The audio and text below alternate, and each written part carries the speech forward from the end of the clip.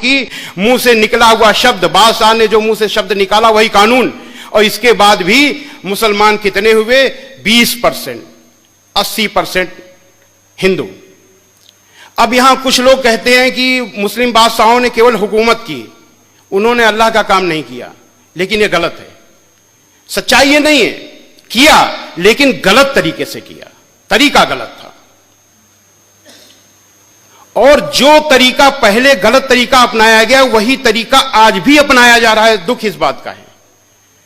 मैंने बताया कि इस देश में जिसने अहिंसा को पकड़ा वो जीत गया। कुरान में भी यह अहिंसा मौजूद है।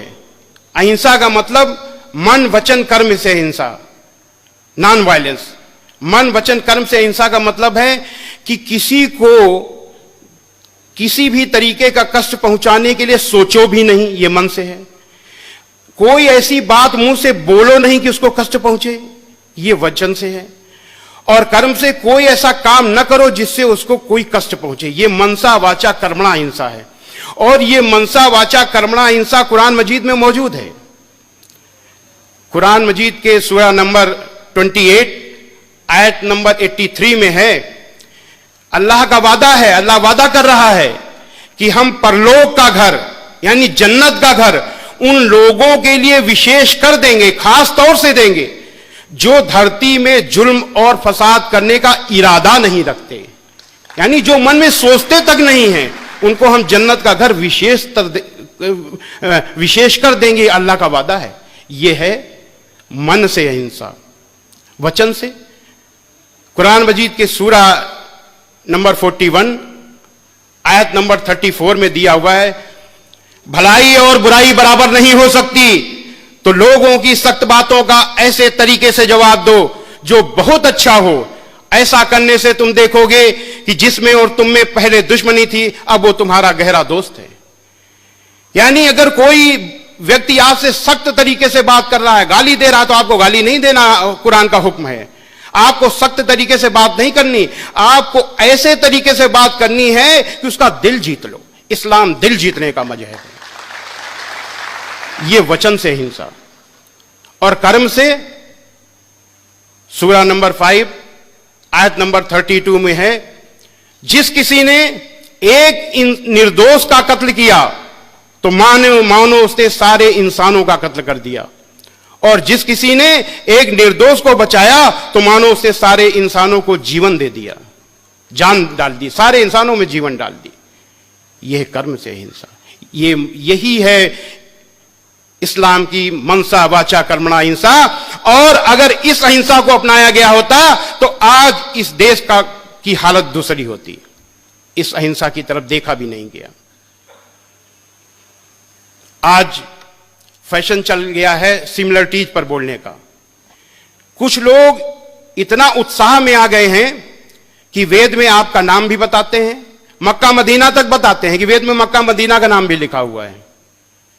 ये जो अटकलबाजी की कलाबाजी है, इस कलाबाजी से कुछ फायदा नहीं होना। ये केवल मुसलमानों को खुश करने के लिए की जाती है, मुसलमानों की जेब हल्की करने के लिए की जाती है। हमको वो कलाबाजी करनी चाहिए जिससे हम अल्लाह का संदेश, अल्लाह का दीन हम आगे बढ़ाएं। वो कलाबाजी करनी चाहिए। वो कलाबाजी नहीं हो रही। वो कलाबाजी ऐसी होनी चाहिए कि जिससे गैर मुस्लिम प्रभावित हो। मुसलमान तो है ही, गैर मुस्लिम प्रभावित हो, वो काम हमको करना चाहिए। और वो हिकमत मौजूद है कुरान मजीद में, वो हिकमत मौजूद है, अल्लाह की हिकमत है। वो अल्लाह की हिकमत कहां है? सूरा नंबर 3 आयत नंबर 64 में है कि आओ एक ऐसी बात की ओर जो हमारे और तुम्हारे बीच समान है कि हम परमेश्वर के सिवा, ईश्वर के सिवा किसी की बंदगी न करें। यह अल्लाह की हुकूमत है। इस प्लेटफार्म को अगर पकड़ा गया होता तो हम कामयाब, कब का कामयाब हो चुके होते हैं, लेकिन हमने इसको नहीं पकड़ा। इस्लाम की बुनियाद है ला इलाहा इल्लल्लाह, परमेश्वर के सिवा कोई पूज्य नहीं है। और यही बुनियाद सनातन वैदिक धर्म की है।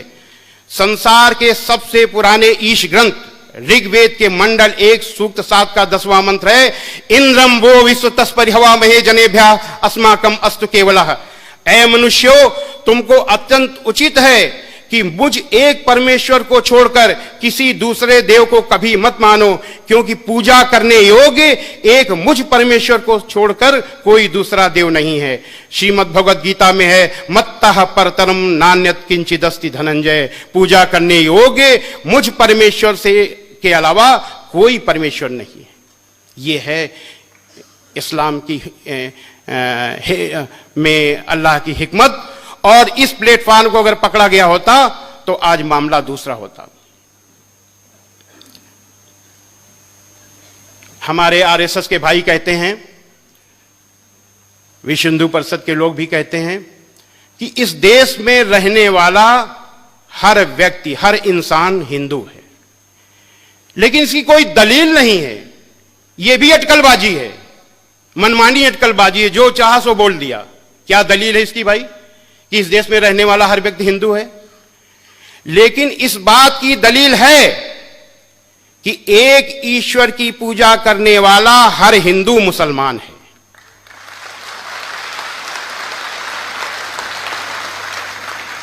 हम आप लोग नौजवान हो, हम आप लोगों से अपील करना चाहते हैं कि मुसलमान दूसरों को सबसे अधिक प्रभावित कर सकते हैं।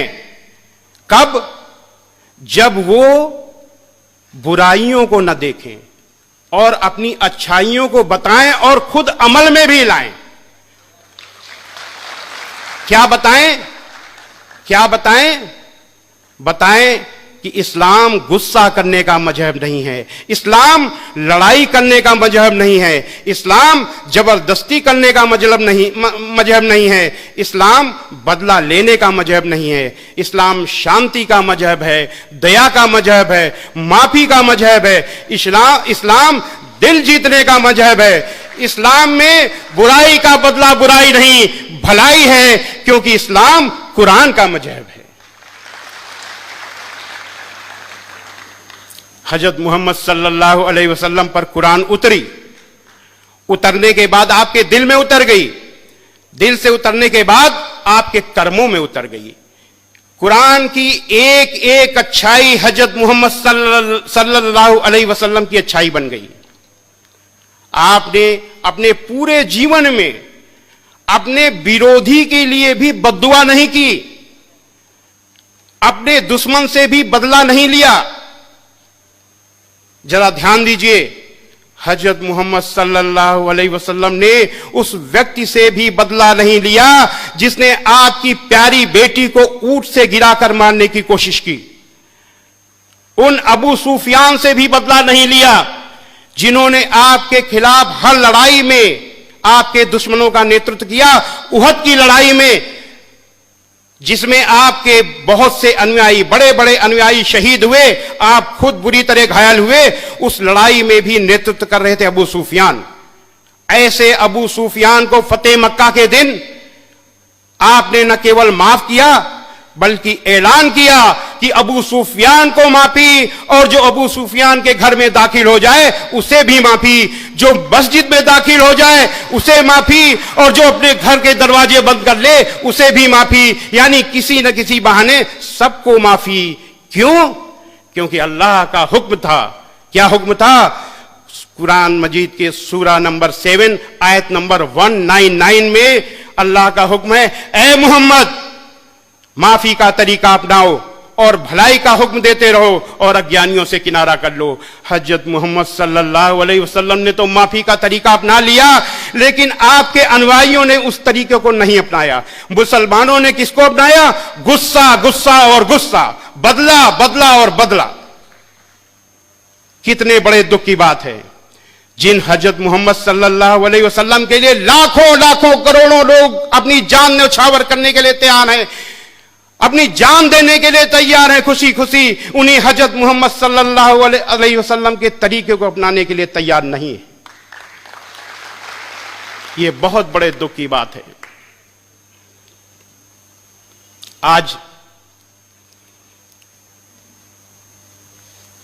अपने को हजरत मोहम्मद सल्लल्लाहु अलैहि वसल्लम का अनुयायी कहने वाले लोग जगह जगह निर्दोषों पर, औरतों पर, बच्चों पर हमले कर रहे हैं। कितने दुख की बात है। और कह क्या रहे हैं? हम मुसलमानों पर हुए जुल्म का बदला ले रहे हैं। क्या हजरत मोहम्मद सल्लल्लाहु अलैहि वसल्लम ने बदला लिया था? अभी हमने बताया। आपने कभी भी बुराई का बदला बुराई से नहीं दिया। आपने बुराई का बदला अच्छाई से दिया। यहां पर मुझे एक बुढ़िया माई की कहानी याद आ रही है। एक बुढ़िया माई उस रास्ते पर रहती थी जिस रास्ते पर आप से रोज निकलते थे।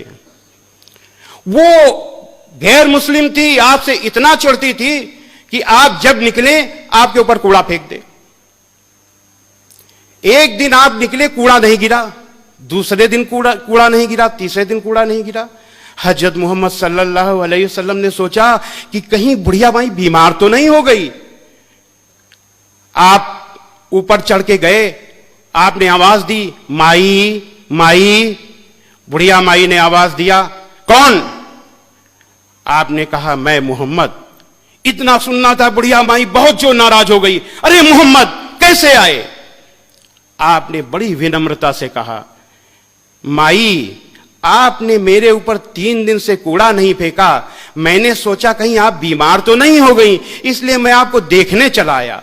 इतना सुनना था कि बुढ़िया माई बड़ी जोर जोर से रोने लगी और कहने लगी, ए मोहम्मद आप कितने अच्छे हो, मैं कितनी बुरी हूं। मैं आपके ऊपर रोज कूड़ा फेंकती थी और आप मेरा हाल लेने आए हो और आखिरी वक्त आपकी अनुयायी बन गई। ऐसे थे हजरत मोहम्मद सल्लल्लाहु अलैहि वसल्लम। ऐसा है इस्लाम, ऐसी ये है कुरान। मैंने क्या बताया कि एक एक कुरान की एक एक अच्छाई हजरत मोहम्मद सल्लल्लाहु अलैहि वसल्लम की अच्छाई बन गई। जो भी आपका काम होता था वो कुरान के अनुसार होता था। तो अब हम अंत में निचोड़ में आते हैं कि हजरत मोहम्मद सल्लल्लाहु अलैहि वसल्लम का यही इस्लाम दुनिया का नेतृत्व कर सकता है। लेकिन तब जब ये इस्लाम सबके अमल में आए, तब तो चुनना अब तय आपको करना है, दुनिया के मुसलमानों को तय करना है कि वो हजरत मोहम्मद सल्लल्लाहु अलैहि वसल्लम का इस्लाम अमल में लाना चाहते हैं कि अपना इस्लाम अमल में लाना चाहते हैं। ओम शांति ही शांति ही शांति।